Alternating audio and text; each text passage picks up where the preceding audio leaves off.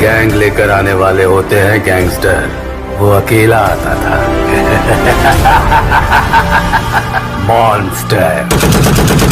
मकसद है ला इला की बका और कुछ नहीं, वादा हो ज़ेरे तेग वफा और कुछ नहीं, इसके सिवा लबों पे दुआ और कुछ नहीं। राजी हूँ मुझसे मेरा खुदा चाहता हूँ मैं हूँ हुसैन सबका भला चाहता हूँ मैं।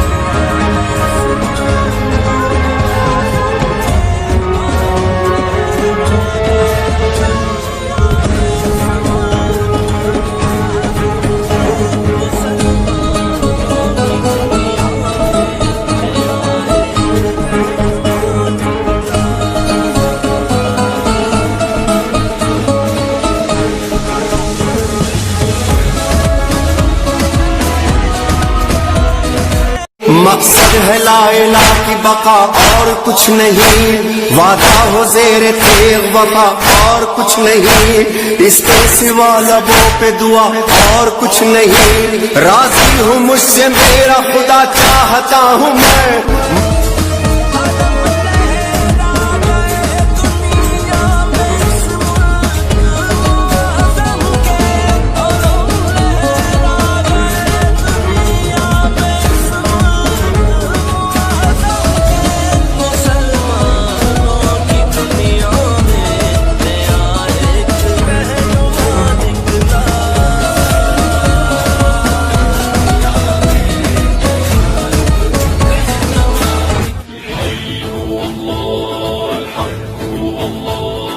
لو يوقف ضدك هالكون نادي أسأل الله بالعون.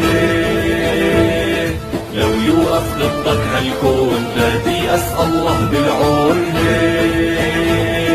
تاريخ ومجد بيتكرر، اسأل عنا كسرى القيصر بعثات بتعرفها.